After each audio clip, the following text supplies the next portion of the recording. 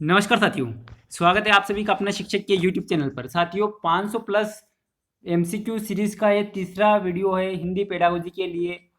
ये वीडियो जो है इसमें सारे क्वेश्चन किसी न किसी शिक्षक भर्ती परीक्षा से लिए हुए क्वेश्चन हैं। तो निश्चित ही ये वीडियो आपके ज्ञान का संवर्धन करेगा, साथ ही आपकी तैयारी का स्तर क्या है वो भी जानने में, आपका स्वयं का मूल्यांकन करने में सहायता मिलेगी। तो साथियों यहाँ पर देखिए पहला क्वेश्चन है, दृश्य श्रव्य उपकरणों के संबंध में कौन सा कथन सत्य नहीं है। यानी कि दृश्य श्रव्य जो उपकरण होते हैं अधिगम के लिए, उसमें से कौन सा कथन सत्य नहीं बताना है। तो पहला है यहाँ पर, यह अधिगम की प्रक्रिया को सरल बनाने का एक साधन मात्र है। तो यहाँ पर पेडागोजी हल करते समय कभी भी एकमात्र साधन बताया जाए, साधन मात्र बताया जाए, एकमात्र साधन, तो वो वहाँ पर नेगेटिव पॉइंट आता है, वो नहीं होता है। शाब्दिकता में कमी करते हैं, शिक्षक का स्थान ले लेते हैं। कभी भी कोई भी साधन शिक्षक का स्थान नहीं ले सकता है। ये हमेशा कौन सा भी सब्जेक्ट हो, पेडागोजी का क्वेश्चन आए और उसमें ऐसा है कि शिक्षक का स्थान ले सकता है, तो कौन सा भी उपकरण हो, शिक्षक सहायक उपकरण हो, शिक्षक का स्थान नहीं ले सकता है। अगला देखिए, उपकरणों के प्रयोग से अधिगम सुगम बनता है। तो यहाँ पर सबसे सटीक ऑप्शन होगा, उपकरणों के प्रयोग से अधिगम सुगम बनता है। चलिए नेक्स्ट क्वेश्चन देख लीजिए, कक्षा शिक्षण में उच्चारण में एकरूपता लाने में सहायक होगी। यानी कक्षा शिक्षण में उच्चारण में एक रूपता लाने में सहायक होगी। यानी कि 4 विधियां हैं, इनमें से कौन सी विधि है जो कक्षा में उच्चारण जब होता है तो एक रूपता लाने में सहायता करेगी। यहाँ पर सूत्र विधि है, भाषा शिक्षण यंत्र विधि है, व्याख्यान विधि है, इनमें से कोई नहीं। तो साथियों यहाँ पर सही होगा भाषा शिक्षण यंत्र विधि, जो है कक्षा उच्चारण में एक रूपता लाने में बहुत ही कारागार है, बहुत ही अच्छी विधि है। अगला देख लीजिए, यहाँ पर कार्ड पर लिखे शब्दों का चित्रों के साथ मिलान करने का कार्य किया जाता है। यानी कि कार्ड पर कुछ शब्द लिखे होते हैं और उन शब्दों को चित्रों के साथ, जो चित्र बने होते हैं उनके साथ उनका मिलान किया जाता है। तो यहाँ पर वह विधि कौन सी कहलाती है, साहचर्य विधि, वाचन विधि, कहानी विधि, ध्वनि साम्य विधि। तो यहाँ पर होगा साहचर्य विधि। कौन सा होगा, साहचर्य विधि। अगला देख लीजिए, आगमन विधि की विशेषता नहीं है। आगमन विधि और निगमन विधि ये आप कंप्लीट कर लीजिएगा, क्योंकि इनसे क्वेश्चन आना 100% है।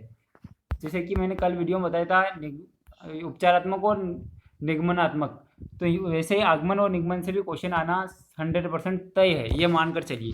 तो आगमन विधि की विशेषता जान लेते हैं कि मनोवैज्ञानिक विधि है, तो ये बिल्कुल 100% सही है कि ये एक मनोवैज्ञानिक विधि है। इसमें छात्र अधिक सक्रिय रहते हैं, क्योंकि ये करके सीखने पर ज़्यादा बल देती है, इसलिए इसमें ऑलरेडी छात्र जो है सक्रिय रहते हैं। उदाहरण की सहायता से नियम बनाए जाते हैं, यानी कि इसमें उदाहरण से नियम की ओर चला जाता है, तो ये भी यहाँ पर ऑप्शन सही है।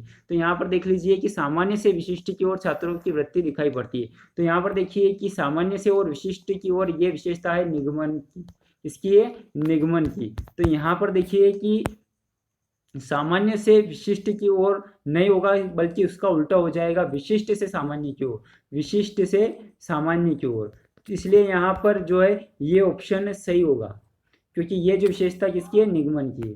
अगला देख लीजिए, मौन वाचन के संबंध में निम्नलिखित में से कौन सा कथन असत्य है। ये जरूरी ध्यान रखना है कि कहाँ पर असत्य दिया है या फिर सत्य दिया है, नहीं दिया है, या फिर संस्कृत हो पर तो वहाँ पर कहाँ पर नास्ति दिया है और कहाँ पर अस्ति दिया है। ये चीज़ें बहुत ही ध्यान रखने वाली बातें, नहीं तो आपका आंसर गलत चला जाएगा। तो यहाँ पर देखिए कि मौन वाचन के एक जो है कथन, वो असत्य बताना है। तो स्वाध्याय में रुचि बढ़ाना, बिल्कुल मौन वाचन के द्वारा स्वाध्याय में रुचि बढ़ा सकते हैं, ज्ञान की परिधि को विस्तृत करता है। तो ये सही है कि मौन वाचन जितना होगा उतना ज्ञान की परिधि को विस्तृत कर सकते हैं, सभी स्तर की कक्षाओं के लिए उपयोगी है। और एक और ऑप्शन देख लीजिए, अवकाश का सदुपयोग करना सीखता है। तो यहाँ पर देखिए कि जो वाचन, मौन वाचन जो है वो सभी स्तर की कक्षाओं के लिए उपयोगी नहीं हो सकता है, क्योंकि जो छोटे बच्चे होते हैं प्री प्राइमरी स्तर के, वहाँ पर मौन वाचन नहीं हो सकता है। इसलिए यहाँ पर ये सभी कक्षाओं के लिए उपयोगी नहीं, ये ऑप्शन अपना सही होगा। अगला देख लीजिए, किसी आदर्श लिखावट का जैसा का तैसा अनुकरण कहलाता है। ये बहुत ही इंपॉर्टेंट, वेरी इंपॉर्टेंट में आप काउंट कर लीजिए इसको, क्योंकि आपके जो लेख है ये भी आपको आना चाहिए, इनसे संबंधित क्वेश्चन पूछा जाएगा, ये क्वेश्चन भी पूछा हुआ क्वेश्चन है। तो यहाँ पर देख लीजिए कि जैसे लिखा हुआ है वैसा वैसा अपना उसका डुप्लीकेट बनाते हैं अनुकरण के द्वारा, वैसा वैसा लिखकर उसको प्रतिलेख कहते हैं, या फिर श्रुति लेख कहते हैं, या फिर अनुलेख कहते हैं, इनमें से कोई नहीं। तो यहाँ पर श्रुति लेख को आप सभी जानते हैं कि सुनकर लिखना, वो होता है श्रुति लेख। तो यहाँ पर इसका सही आंसर होगा अनुलेख। क्या होगा, अनुलेख, यानी जैसा तैसा अनुकरण करना अनुलेख कहलाता है। अगला देख लीजिए, किसी विद्यार्थी के उच्चारण दोष होने का कारण इनमें से हो सकता है। कोई विद्यार्थी अगर उच्चारण करता है और उसमें कोई दोष होता है तो उसका कारण हो सकता है, पहला ऑप्शन है उच्चारण का ज्ञान न होना, अगला है प्रयत्न लाघव, और तीसरा है शुद्ध उच्चारण का ज्ञान न होना तथा प्रयत्न लाघव दोनों।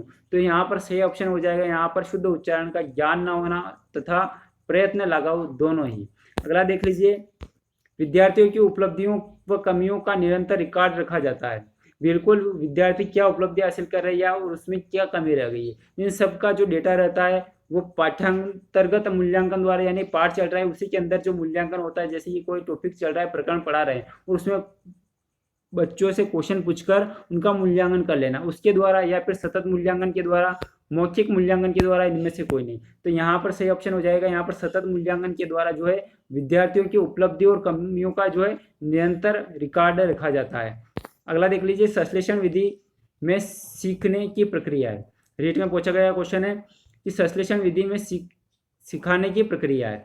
तो संश्लेषण विधि में प्रश्नोत्तर विधि के द्वारा सिखाते हैं, व्यास विधि के द्वारा, उद्बोधन विधि के द्वारा या फिर खंडान्वयी विधि के द्वारा। तो यहाँ पर होगा उद्बोधन विधि के द्वारा जो है संश्लेषण विधि में सिखाने की विधि है। अगला देख लीजिए, गद्य शिक्षण में शब्दार्थ स्पष्ट करने की विधि। गद्य का जब शिक्षण कराया जाता है तो उसमें कोई शब्दार्थ आता है तो उसको स्पष्ट करने के लिए कौन सी विधि का उपयोग किया जाता है? प्रश्नोत्तर विधि, व्यास विधि, उद्बोधन विधि और खंडान्वयी विधि। तो यहाँ पर सही हो जाएगा उद्बोधन विधि के द्वारा जो है गद्यांश में आए हुए शब्दार्थों का स्पष्ट किया जाता है। अगला देख लीजिए, शुद्ध लेखन में रेप संबंधी अभ्यास नहीं। अब यहाँ पर ये चार ऑप्शन है, इसका सही आंसर क्या होगा कि रेप को अपने को जानना आवश्यक है। रेप क्या होता है? रेप होता है रकार, यानी कि आधार। तो यहाँ पर जैसे कि कर्म में है रेप है, धर्म में भी रेप है और प्र में भी जो है रेप है प के अंतर्गत, इसलिए रेप का अभ्यास कबूतर में नहीं हुआ क्योंकि कबूतर में जो है रेप है ही नहीं ऑलरेडी। अगर आप देख लीजिए, लिखना सिखाने से पूर्व बालकों को चित्रकला सिखाना चाहिए क्योंकि अक्षर भी चित्र है, इस मत का समर्थन किया है। यानी कि कोई भी चीज लिखना सिखा रहे तो उससे पहले उन्होंने चित्रकला सिखानी चाहिए क्योंकि अक्षर भी क्या है, एक प्रकार से चित्र है। तो ये मत दिया था गांधी जी ने। किसने? महात्मा गांधी जी ने। अगला देख लीजिए, हर्बर्ट उपगम के पद है। हर्बर्ट उपगम के 5 पद है। कितने पद है? 5 पद है। ये पाठ योजना बनाई जाती है इसके द्वारा। अगला देख लीजिए, शिक्षण में इकाई का समप्रत्यय किसकी देन है? शिक्षण में इकाई का समप्रत्यय ब्लूम का है, जॉन डेवी का है, मॉरिसन का या फिर हर्बर्ट का है। रीड फर्स्ट लेवल में पूछा गया क्वेश्चन है। तो यहाँ पर देख लीजिए, इकाई शिक्षण का समप्रत्यय हर्बर्ट महोदय ने दिया था। अगला देख लीजिए, भाषाई कौशल का लिखित अभिव्यक्ति रूप है। भाषाई कौशल का लिखित अभिव्यक्ति रूप है। तो यहाँ पर सुनना, पढ़ना, उच्चारित, लिखना तो सही हो जाएगा यहाँ पर लिखना। Thank you for watching.